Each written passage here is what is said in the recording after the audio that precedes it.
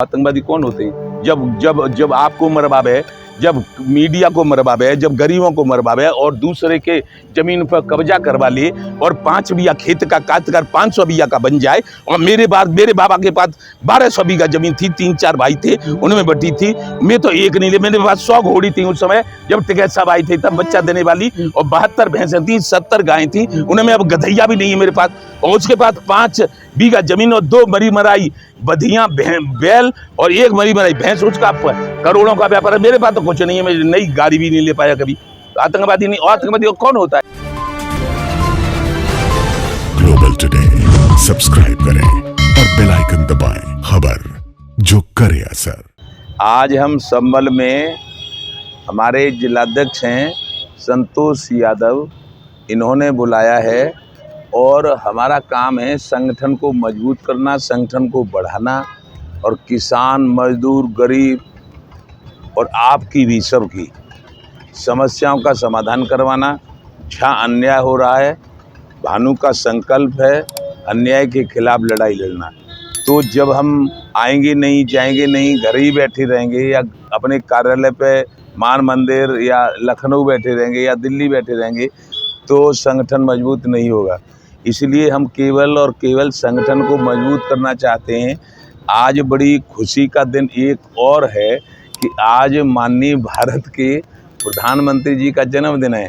वो हमें तब मालूम पड़ा कि जब हम एक प्रोग्राम करने आगरे गए सुबह, वो FH मेडिकल कॉलेज में माननीय रेहान फारूक जी का है, वो हमारे मित्र हैं और राष्ट्रीय प्रमुख महासचिव भी हैं।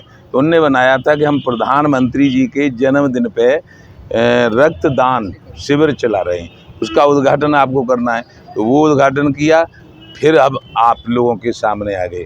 हमारी मांग है कि यदि हमारा किसान कोई दुर्घटना में मरे देश का, तो केंद्र सरकार उसे, केंद्र सरकार, राज्य सरकार नहीं, देश का कोई किसान कहीं दुर्घटना में मरता है तो केंद्र सरकार उसके बच्चों को 1 करोड़ रुपया दे।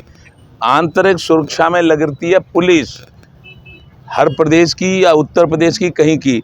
जैसे हमारे कानपुर में 8 पुलिसकर्मी, पुलिस अधिकारी मारे गए थे तो उनको 2-2 करोड़ मिले। उसके बाद हमारा भारत के संविधान में जो हमारा लोकतंत्र है, जो लोकतंत्र का शासन है, उसमें चौथा स्तंभ हमारा मीडिया होता है। यदि जैसे कहीं लड़ाई हो जाती है, कहीं दंगा हो जाता है और मीडिया के हमारे रिपोर्टर अपनी जिम्मेवारी समझ के वहाँ रिपोर्ट लेने जाते हैं और बाई चांस में ऐसा एक बार हो गया है, हमने देखा है, हमारी 72 साल की उम्र हो चुकी है, तो मीडिया कर्मी मारा जाता है। तो हमारा मांग है कि उसको केंद्र सरकार, उसके बच्चों, कहीं का हो पूरे भारत में, उसको केंद्र सरकार उसके बच्चों को 4 करोड़ रुपया मुआवजा दे। और इसके बाद जो जिनके बल पे हम, आप और राजनेता और सब उद्योगपति अपने कारोबार में लगे रहते हैं और वो वहाँ अपनी जान देते रहते हैं। कौन? थल सेना, जल सेना, वायुसेना, बॉर्डर सिक्योरिटी फोर्स, CRPF, उनका कोई जवान शहीद हो, जिनके बल पे हम सुरक्षित, भारत सुरक्षित है, भारत के राजनेता सुरक्षित हैं, भारत के उद्योगपति सुरक्षित हैं, भारत के मीडिया कर्मी सुरक्षित हैं, भारत के किसान, मजदूर, व्यापारी सुरक्षित हैं। यदि वो मर जाते हैं, अपनी जान दे देते हैं, पाकिस्तान से लड़ने में, चीन से लड़ने में, अमेरिका से, जापान से, किसी भी देश से लड़ने में जान देते हैं, तो उनको मुआवजा 5 करोड़ रुपया मिलना चाहिए। आज प्रधानमंत्री महोदय के जन्म दिवस पे अगली एक मांग और हम कर रहे हैं किसानों के लिए कि किसान आयोग का गठन होना चाहिए। किसान आयोग में देश का, किसान आयोग का अध्यक्ष किसान हो और सारी फसलों के, जैसे गन्ना है, गेहूं है, धान है, सरसों हैं, फल हैं, सब्जी हैं, इनके किसान उसके सदस्य होने चाहिए। राजनेता किसान आयोग में कोई न रहे।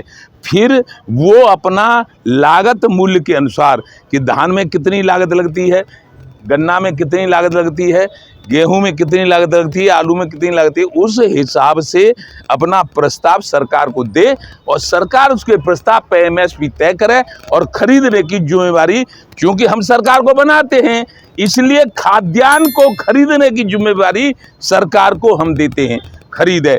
ऐसे नहीं है कि जैसे 1967 में उत्तर प्रदेश में, मेरी उम्र उस समय 15 साल थी, तो गेहूं मुख्य फसल थी और गेहूं का किसान हाहाकार मचा रहा था, लागत नहीं निकाला था, 18-19 रुपया कुंटल गेहूं बिक रहा था। तो जब जब होए धर्म की हानि, बाढ़ें असुर अधम अभिमानी, तब तब धर प्रभु विविध शरीरा, हरें कृपा नित सज्जन पीरा। भारत का किसान नेता और किसानों का प्रिय मुख्यमंत्री बन गए स्वर्गीय चौधरी चरण सिंह। उन्होंने कहा कि किसानों का हालत खराब है, इसलिए मैं सरकारी खरीद करवाऊंगा, और उन्होंने गेहूं खरीदा 76 रुपये कुंटल, एकदम 19 से 18 से 4 गुना और 4 गुने से ज़्यादा। तब फिर किसान खुशहाल हुआ। लेकिन एक ताज्जुब की बात यह है, उसी समय में उत्तर प्रदेश के सरकार के प्राइमरी के अध्यापक को 70 रुपया तनख्वाह मिल रही थी।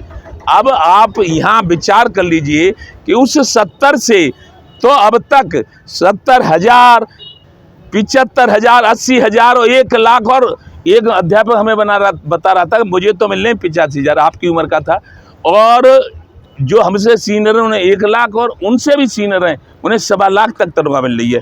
लेकिन उस 76 के अभी 2,000 भी नहीं हो पाए। यानी किसान के साथ ये घोर अन्याय है।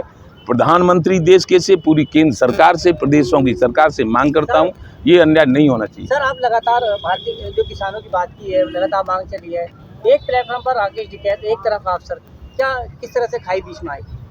नहीं, देखो भाई साहब, ऐसा है, मैं सन 85 में अकेला था, तब कोई संगठन नहीं था, महेंद्र सिंह टिकैत भी नेता नहीं बने थे। मैंने मांग प्रधानमंत्री राजीव गांधी से की थी किसान, मैंने अकेले नहीं। मैं पढ़ा लिखा आदमी हूँ, मतलब जो है कि मैं कोई कुपड नहीं। मैंने प्रधानमंत्री से मिलकर बात की थी। मैं भी उस समय नौजवान था आपकी तरह, और वो भी नौजवान थे। नौजवान टकराई, तो मैंने कहा ये करना होगा, उन्हें करेंगे। गुलाब नबी आजाद ने कहा कि भानु प्रताप सिंह जितनी मांगे पूरी करो। फिर मैं नेता हो गया। मैंने पहले मांग रखी थी हर गांव के लिए सड़क, हर गांव के लिए बिजली, हर गांव के लिए पीने का पानी, हर गांव के लिए अस्पताल, हर गांव के लिए स्कूल होना चाहिए। ज़्यादा से ज़्यादा उन्होंने ये काम करवाए। फिर 89-90 में टिकैत साहब का संगठन बना, महेंद्र सिंह टिकैत का। वो मेरे गांव में आए। मेरा गांव पड़ता है एटा जिले में, जलेसर तहसील में, नगला सुखदेव। तो उसमें आए तो उनके साथ में रहा। जब सन